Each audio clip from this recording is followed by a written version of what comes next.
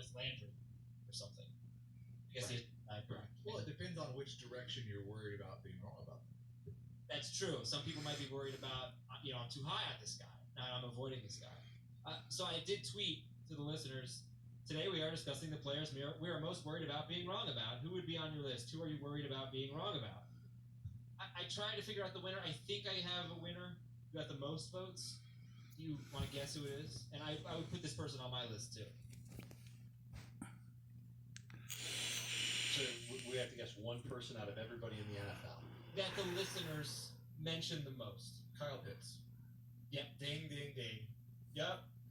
That makes sense, right? I mean, you got to be a little worried that you're wrong about him, especially you, Heath, because you're so low on him. Well, that's the question. Like, are you more worried about Kyle Pitts if you're not drafting any of him, or if you're taking him in the third round? Like, I would be more worried if I had a bunch of Kyle Pitts that I'd take in the third and fourth round.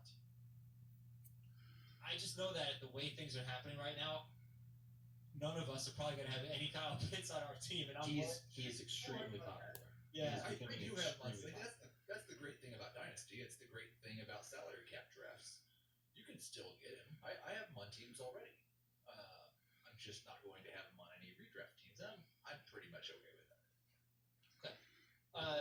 Justin Herbert was another name I saw a lot of, and that's one that I get every argument against him. The rushing touchdowns, the plays they ran, all these things. Mm-hmm. And I think that the statistical regression is such a great reason to wait on Justin Herbert and probably not end up with him.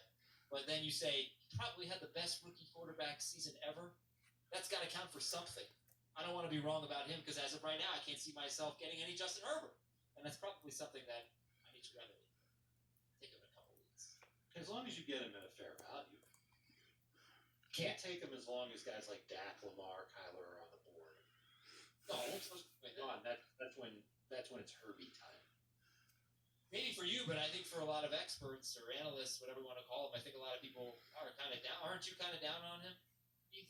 I don't know if I'm not as high on him as the consensus for sure. He will be in my busts column at a QB7 ADP. So yeah, again, another one of those situations where are you more worried because you're drafting Justin Herbert ahead of Aaron Rodgers and Tom Brady and Jalen Hurts and Ryan Tannehill, or are you more worried that you're not going to have any of them? I don't really think I'll get myself in trouble, but I don't really think there's a huge risk that Justin Herbert's going to have one of those record-smashing years and finish as a top 3 guy. So that's why he's not on my list. Just because even if I miss out on him, I feel like it's going to be a situation where, yeah, he was worth QB7, but not much more. Right. If there's injuries to some of the quarterbacks being drafted ahead of him, then he can finish higher, like significantly higher. But otherwise, I feel like the ceiling is like QB5. Right. If he finishes as a top 5 quarterback, I feel it's going to be like a TJ Hawkinson type thing, where he wasn't actually that good. It's just all the guys in front of him. Why do you feel that way? This guy, I'll just give the numbers. 4,336 yards in 15 games, 31 touchdowns. Plus, he had 234 rushing yards, so it gives you something there. And, maybe he's Andrew Luck. Maybe he's just that great of a player. Why do you feel like he doesn't have... What did Andrew Luck have? 2 top 5 seasons in his career? Okay, but he was still one of the best quarterbacks in football.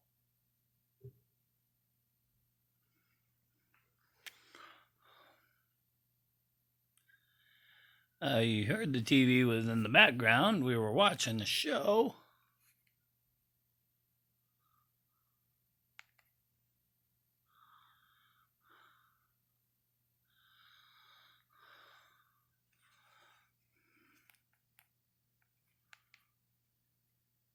Let's talk Cash App. Want to custom design your own masterpiece of a debit card? Yards in 15 games, 31 touchdowns. Plus, he had 234 rushing yards, so it gives you something there. And, maybe he's Andrew Luck. Maybe he's just that great of a player. Why do you feel like he doesn't have... What did Andrew Luck have? 2 top 5 seasons in his career? Wow, it rewound a he was still one of the best quarterbacks in football. Yeah, I think you could be one of the best quarterbacks in football, and if you're not running for 500 yards, it's still really tough for you to be more than a borderline top 5 quarterback. Sure. You need to have those big passing numbers. What I like about Herbert is that he's got room to improve. Like he had this great year last year, but his touchdown rate was Come on, Piggy. 5.2%. Heath, you tell me. All you're doing is slowing me down by 10 seconds. Average? Where's 5.2% rate? Oh, shift changed. Above average. 7 a.m. All quarterbacks. No wonder the internet cut out. For rookie quarterbacks. Right. And so There's now he's room going to be better than that. Yeah. and right. So he's going into his second year. That could go up. His bad throw rate was 18%. 18% of his throws were bad. That was 12 worse. You can than a see it's quarterback. 7:01 a.m. Per game. Time for shift change. After the catch. That's kind of crazy to think about when you think about all those deep balls that he threw to, the no-name receivers on his team. So I think he can get better at those longer completions. I think his touchdown rate has room to grow. I think his bad throw rate has room to drop. And his new offensive coordinator, big-time track record of leaning on his quarterback. They've already said in LA that this offense will revolve around him. I think Herbert's got some room to grow. I like getting him as QB7 and expecting him to finish at that spot or a little bit better.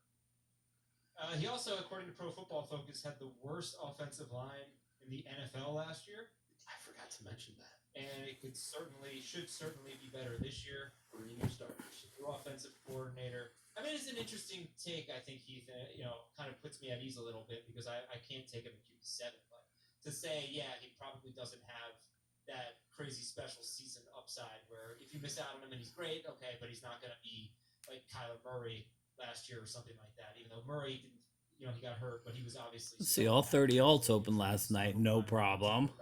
That's a pretty good point. All right, I'm going to get the list of all the guys that Dave and Heath are worried about being worried about. But first, I'm going to tell you, on Tuesday at 7 p.m. Eastern, you do not want to miss our YouTube live stream, youtube.com/fantasyfootballtoday. There are a couple of reasons why you don't want to miss this one. First of all, we're giving away Fantasy Football Today merchandising. Fantasy Football Today, the flamethrower. Now we got drinking glasses and shirts and things like that. We're giving away stuff. Look at that stuff. Look at that merch. So come to youtube.com/fantasyfootballtoday, 7 p.m. Eastern on Tuesday. The other reason is we're doing a mock draft with some of the best in the industry. Adam Rank, Joe Pisapia, Nando DeFito. They're all coming along on Tuesday night to draft with us. It's going to be awesome. It's going to be a ton of fun. So hit the subscribe button on the channel, and we will see you on YouTube Tuesday, 7 p.m. Eastern. youtube.com/fantasyfootballtoday. If you want to see our pretty faces, every one of our episodes is on YouTube as well. And without any further ado, let's jump right into it. Players we are most worried about being wrong about. Dave, you starting with Aaron Rodgers as the quarterback on your list of 5. You also have Kyle Pitts on there. I don't know how much. Lookity. Aaron Rodgers.